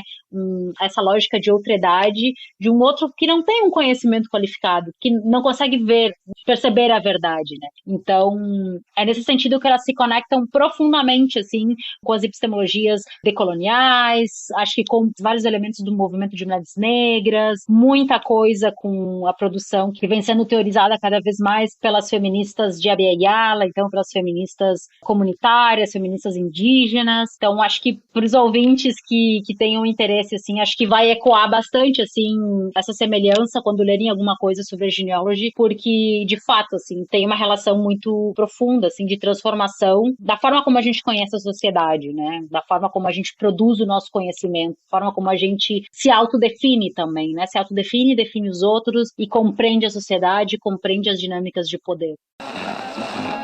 More than machinery, we need humanity. More than cleverness, we need kindness and gentleness. Without these qualities, life will be violent. And all will be lost. Eu queria pedir para você falar um pouco sobre as diferenças internas entre curdos de regiões diversas, né? Porque você estava comentando que em Rojava existe esse esforço de se criar um território autônomo sem necessariamente um formato clássico de Estado, mas você também tem curdos no Iraque que querem um Estado curdo, né? Então, você podia falar um pouco sobre essas diferenças? Sim, na verdade, tem muitas diferenças. Acho que os curdos têm mais diferenças do que semelhanças em vários aspectos, assim, principalmente pensando nessas características de um povo fragmentado, um povo dividido em várias regiões, né, que professa diferentes religiões, que fala diferentes idiomas, mas eu acho que pensando no momento atual, assim, né, e nos conflitos que a gente consegue pesquisar mais facilmente no Google, assim, acho que tem um antagonismo de projeto de luta mesmo, né, entre o que a gente vê no governo regional do Iraque, que é um governo autônomo, enfim, que emergiu na década de 90 e que é administrado por uma família tradicional, um clã tradicional chamado Barzani. Então, eles têm um projeto claro de fundação de um Estado independente nos moldes ocidentais. Eles, inclusive, são um governo muito alinhado com a Turquia, o que pode parecer, à primeira vista, bastante contraditório, porque o governo atual os governos da Turquia tem um projeto, uma política bastante violenta de controle e de assimilação das populações curdas, mas é isso, assim, negócios à parte, né? Então, eles têm relações bastante intensas com o governo do Erdogan e mesmo vale, né, para governos ocidentais, enfim. E o KRG, ele termina sendo um elemento significativo também de combate, muitas vezes, aos revolucionários, às guerrilhas do PKK, às próprias milícias. Eu acho que um exemplo, acho que é bem representativo, assim, dessas dinâmicas, se deu em 2013, se não me falha a memória. O Estado Islâmico, enfim, entre todas os seus alvos, né, um dos seus alvos principais, além das mulheres, enfim, é o povo Yazidi. Por que o povo Yazidi? Porque o povo Yazidi, se vocês derem um Google depois, a palavra Yazidi se escreve com Y, eles são dos povos mais antigos, assim, que ainda mantêm essas tradições na região até hoje. Então, o yazidismo, ele é uma filosofia sincrética que parte do zoroastrismo, mas que traz alguns elementos islâmicos também. Então, eles têm o Melek Taus, né, como entidade principal entre os 7 segredos, né, e isso para os jihadistas, né, para os extremistas, é considerado adoração ao demônio. Então, comunidades yazidis, elas foram muito, muito, muito perseguidos e massacrados. E em 2013 houve um genocídio, né, um ataque deliberado diretamente a uma comunidade yazidi nas montanhas de Sinjar, que fica ali na fronteira do Iraque com a Síria, e a população fugiu em meio ao deserto, desesperada, vagando, e procura de ajuda, assim. E a Turquia fechou a fronteira, então ninguém conseguia passar, somente o Estado Islâmico conseguia adentrar fronteiras. A população, né, de civis, crianças, mulheres, em sua maioria, estavam literalmente morrendo no deserto, e boa parte das imagens que a gente tem quando a gente escreve curdos são, né, desse êxodo de pessoas indo no deserto, assim, sem rumo. E os Peshmerga, né, o exército do governo regional do Kurdistão, negou ajuda. Terminou dizendo que não, que tipo, bom, enfim, não é problema nosso. E aí, quem terminou saindo em defesa dessas populações e criando um corredor humanitário e salvando parte dessa população foram essas milícias, né, essas unidades de defesa das mulheres e as unidades de defesa popular, que criaram um corredor humanitário junto com o PKK para poder, de alguma forma, facilitar o refúgio dessas pessoas, né, saindo das montanhas do Iraque para regiões, né, pacificadas no norte da Síria, no território de Rojava. Então, acho que isso representa, acho que muito bem essa política basicamente estatal, né, de proteção dos seus interesses em detrimento das populações mais vulneráveis, né, e de não querer conflito com os seus estados parceiros. Então, o Iraque não queria fazer frente, digamos, a uma ameaça como o Estado Islâmico para não gastar recursos, para não se indispor com poderes regionais importantes e, enfim, porque não era uma ameaça diretamente ao governo, né? Então, a população ficasse em segundo plano. Uma população, né, uma minoria social altamente excluída, marginalizada. Então, acho que representa muito bem, assim, essa cisão, digamos. Eu sei que é muito dicotômico, extremamente simplista, pensar numa lógica binária de curdos, sei lá, revolucionários, bonzinhos e os malvados, estatais, enfim. Não é isso, assim. A ideia dessa simplificação é basicamente pensar em 2 projetos. Um projeto político-institucional orientado a um projeto estatal de garantia de poder de elites, de garantia de um capitalismo de desenvolvimento, enfim, exploração de petróleo, o próprio Erbil, que é a capital, né? Erbil e Suleimania, que são 2 cidades importantes do Kurdistão iraquiano, são comparadas com Dubai. E eu acho que essa comparação não só mostra essa parte opulenta de riqueza gerada pelo petróleo e, enfim, de uma sociedade que se encaixa num projeto capitalista de desenvolvimento, mas também com todo o projeto político, né, de comparação com o que sustenta os sheiks árabes, né, que sustenta Dubai, que, enfim, que é nada democrática, que é extremamente desigual, uma sociedade construída não para sua população, mas para suas elites, né, e para sua burguesia. Então, por outro lado, a gente tem um autogoverno que luta para poder se manter entre erros e acertos, num contexto altamente vulnerável, porque a gente está falando de uma região que sofre com embargo, que sofre com ataques de grupos extremistas, que sofre com o ataque da Turquia, que sempre é bom lembrar que a Turquia é a segunda maior força terrestre da OTAN, o segundo maior exército da OTAN. Então, é uma guerra extremamente desigual que persegue população empobrecida, marginalizada e que de fato não apresentam uma real ameaça nem para Damasco, nem para Turquia, nem para Ankara, né, nem para nenhuma dos poderes estatais, né? Então, é nesse sentido, assim, a quem incomoda um autogoverno democrático, né, que aponta em direção a uma sociedade socialista, uma sociedade que coloque as mulheres como vanguarda, as mulheres e outras minorias sociais, que respeite a pluralidade étnica, idiomática, enfim. É um pouco por aí, assim, essas 2 divisões. Eu sei que, enfim, não é tão extremo, tão preto no branco, digamos, não há um contraste, há diferentes matizes, mas é muito clara a diferença. Só de um Google, né? Google Imagens, Rojava e Governo Regional do Kurdistão. A gente vai ver, tipo, muitas diferenças. Então, deixo para a audiência fazer a sua própria análise. E alguns estados habitados por população curda, eles possuem relações tensas entre si, como a Síria e a Turquia, né? E recentemente a Turquia tem ameaçado uma nova operação militar no norte da Síria, na região que atua a Força Democrática Síria, as Unidades de Proteção Popular, Defesa das Mulheres, que são consideradas como grupos terroristas pelo Erdogan, né? Então, pra gente finalizar esse episódio, você poderia falar um pouco mais sobre isso? Sim, na verdade as ofensivas da Turquia a esses territórios não são novidade. Infelizmente, Erdogan termina dobrando a aposta cada vez mais. Ele dobra a aposta e quando, né, consegue, vai lá e faz de novo. Infelizmente, pouco tem se conseguido de mobilização real frente a esse expansionismo. De fato, por dizer assim, a primeira grande virada política da Turquia se dá em 2015, né? Pensando aqui de forma também muito genérica, muito sintetizando ao máximo possível para não entrar em pormenores, assim. Então, Erdogan vem desde 2015 com a tentativa, né, de golpe, autogolpe, enfim,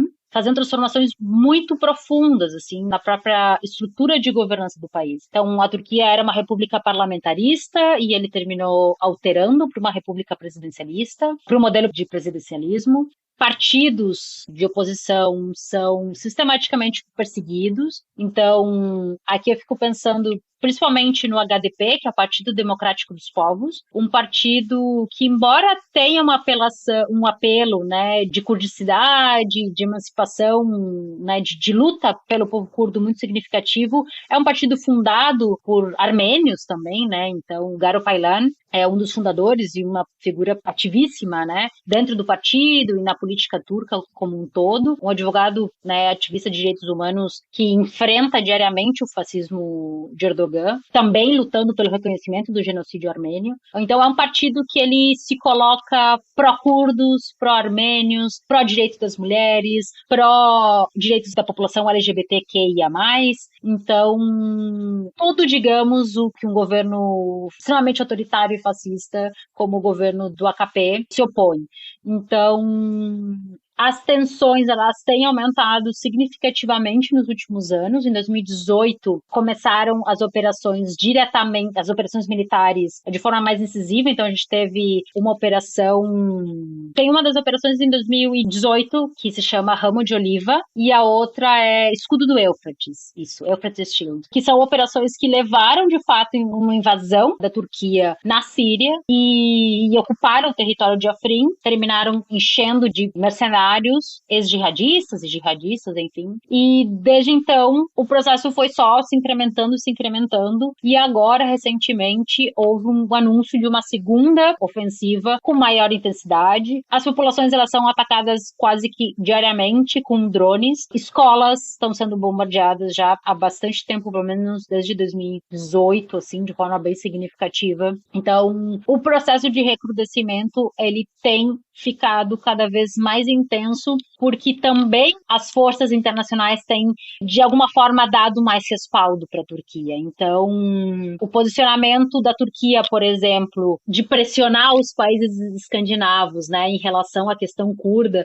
sabendo que uma importante parcela da diáspora curda se encontra em países escandinavos, é um alerta, assim, né, é um sinal de que estados que antes não se posicionavam começaram a pender para o lado da Turquia e de forma mais incisiva, assim. Então, como eu tinha mencionado, né, o encontro entre a Rússia, o Irã e a própria Turquia para montar uma coalizão em defesa da Síria. Mas em defesa de quê? De quem? Porque sempre essa bandeira, né, do terrorismo, combater terroristas, precisamos livrar a Síria dos comunistas. Parece muito a retórica dos Estados Unidos querendo levar a democracia para o Oriente Médio, assim, né? Uma coisa que sempre sobre esse escudo da segurança, da defesa de um governo ameaçado por uma figura muito difusa. Então, são esses curdos do PKK que estão aí promovendo o terrorismo. Mas o PKK não está diretamente nessas regiões. O que há é um processo revolucionário inspirado, sim, pelo confederalismo democrático, e sim, em alguma medida, não tem como não negar que o PKK está ali, direta ou indiretamente, né? Mais indiretamente do que diretamente. Mas em que medida isso realmente ameaça? A democracia, então, ameaça? Então, acreditar que é possível construir uma sociedade plural, diversa, em que as políticas sejam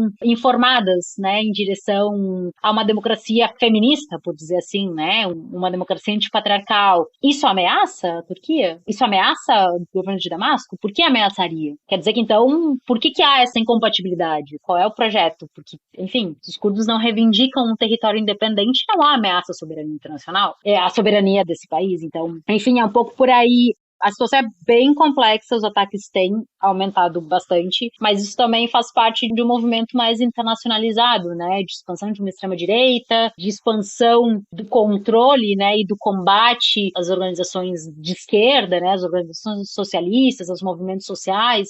Eu sempre digo que eu odeio fazer as comparações, mas eu faço, né? Porque quanto mais a gente vê o que acontece no Brasil, né? E para analisar o que acontece na Turquia, e para ver a situação das comunidades indígenas e dos movimentos camponeses e movimentos ligados à terra e a territórios no Brasil e na América Latina, e se debruça para ver o que está acontecendo na Síria e no Kurdistão, né? Na Síria e na Turquia, é muito semelhante, assim. Essa face de expansão mesmo de um capitalismo extrativista, centralizador, extremamente violento, com qualquer projeto que de alguma forma possa ameaçar, né, o seu domínio. Assim. Então, olho para as comunidades zapatis e vejo cada vez mais o recrudescimento dos paramilitares, dos ataques às comunidades, da violência contra as comunidades indígenas. Então, é uma ofensiva internacional que ali naquela região se dá de forma direta, assim, né, através da mão do Estado turco, assim, mas não só do Estado turco e do exército turco enquanto unidade institucional, né? Mas em como braço de um projeto que é internacional. Então, eu acredito que, e aqui já me encaminhando pro final também, que eu sei que eu já falei pra caramba,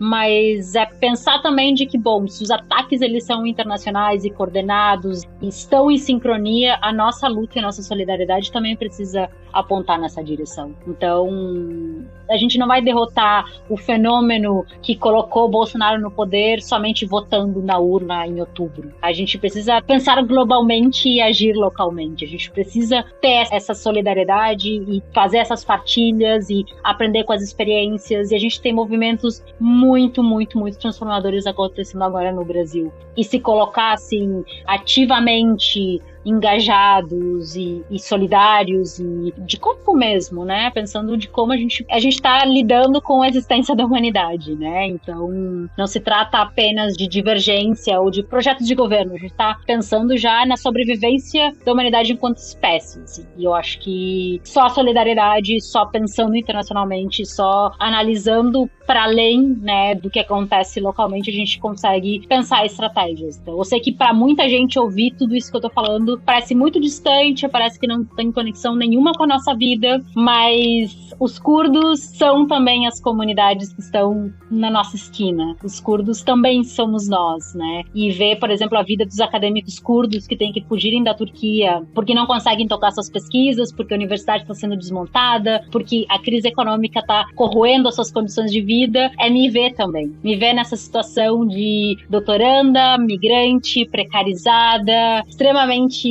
agredida por uma máquina, destruir a universidade, destruir futuros, destruir oportunidades de pensamento crítico. Então, a gente está muito mais conectado com essa realidade do que a gente possa pensar, do que a geografia e o idioma possam nos fazer pensar, assim. Então, eu convido gentilmente a todo mundo que se interessa, que se interessou, que ficou com curiosidade, pesquise um pouquinho mais sobre isso, fico à disposição nas minhas redes também para trocar ideia, sempre quando for possível. E é isso, fico muito feliz com o convite e sei que falei pra caramba, então eu peço até desculpa. Não, relaxa. Teve gente que já falou muito mais aqui. O pessoal gosta.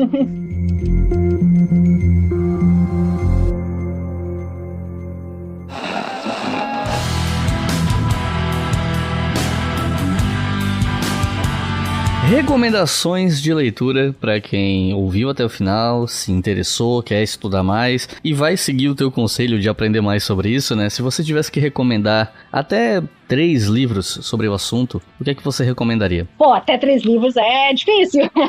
Não, mas enfim, eu vou também pensar, né, na nossa realidade, assim, de que nem todo mundo lê inglês. Infelizmente, a maior parte da produção tá em inglês, e aí tem toda uma dinâmica de geopolítica do conhecimento, financiamentos e, enfim, que termina facilitando o acesso para essas obras. Mas eu vou deixar isso para depois. A minha primeira recomendação, vou por ordem cronológica. Ele foi editado pela Biblioteca Terra Livre. É um livro já bastante antiguinho, assim. Se chama Soressa Rojavaye. É só botar Revolução, uma palavra feminina, Terra Livre, que vai aparecer. É um livro mais antigo, é uma coletânea com alguns textos que foca bem nessa parte das mulheres e no projeto, né, de Rojava, um pouquinho, né, da origem e tudo mais. Eu não sei se ele ainda está sendo vendido, ele tava esgotado, mas às vezes dá pra achar nos sebos da vida e tal. E até bem pouco tempo atrás ele estava disponível em PDF, num próprio link que a própria Terra Livre deixou. Então, vale a pena. Eu sempre incentivo as pessoas a comprarem o livro, mas também, quando não for possível, baixa o PDF, tá lá, enfim. Só não é nem pirata, assim, foi a própria editora que disponibilizou. Depois, eu gostaria de recomendar as publicações da editora Terra Sem Amos, que é uma editora autônoma, que fica na Paraíba. Então, pô, é uma galera bem massa que tá fazendo um trabalho de muito respeito, assim, de tradução, de publicação, um trabalho extremamente caprichado, bonito, e são bem acessíveis também. Então, eles têm vários materiais sobre o Ocalan, tem vários materiais sobre a causa curda, de modo geral, e tem outras coisas mais também, bem interessantes, assim, que eu acho que dialogam bastante, assim, é uma proposta bem boa do pessoal e, enfim, né, contribuir com projetos autônomos. E também, para quem lê inglês e para quem tem acesso, eu quero recomendar até um lançamento que foi, tipo, de 2 semanas atrás, que é o livro de uma pesquisadora curda que fez o doutorado dela em Cambridge. O nome dela é Dilar Dirik.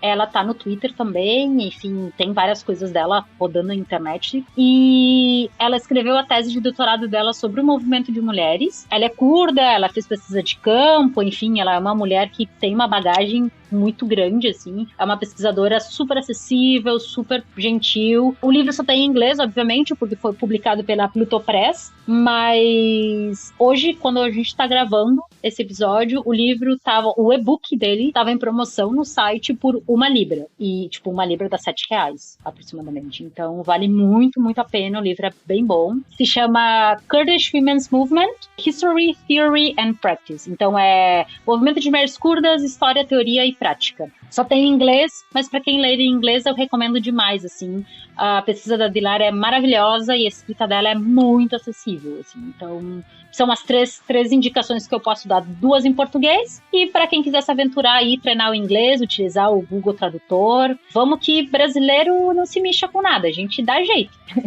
Então, recomendo demais, assim. E dessa editora Terra Sem Amos, tem algum livro em particular que você recomenda, assim, pra quem quer começar? Porque, pelo que eu entendi, eles têm mais material, né?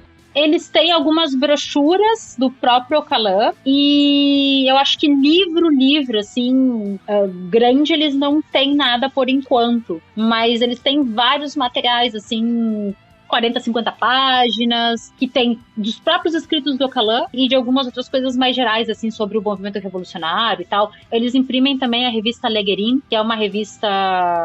Tem vários textos lá de internacionalistas também, do próprio movimento. Então, é bem uma fonte direta, assim, de pensamento do próprio movimento, assim. Eles traduzem bastante material, assim. Ah, e depois tem um livro, posso dar um quarto fugindo da regra.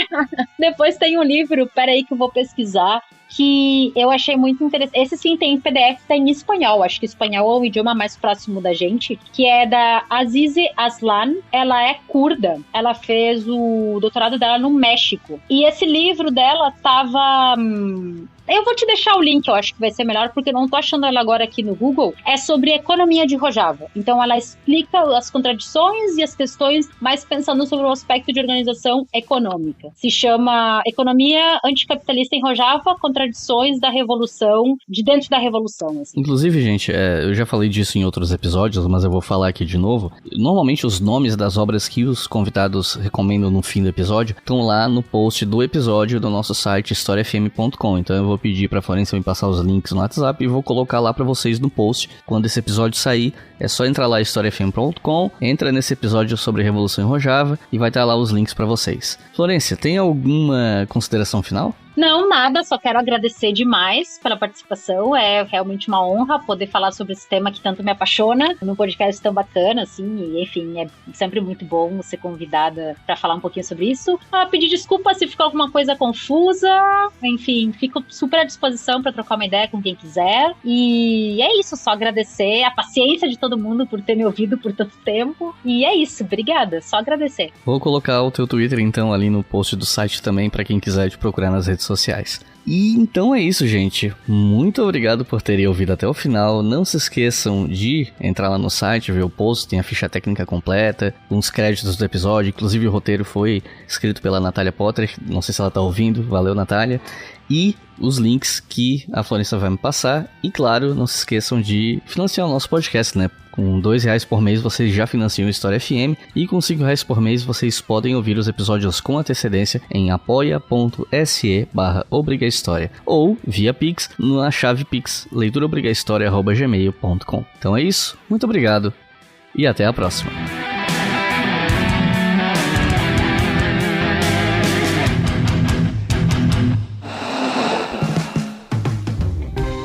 Este podcast foi financiado por nossos colaboradores no Apoia-se. Acesse apoia.se/obrigahistoria e contribua para manter este projeto educacional gratuito no ar.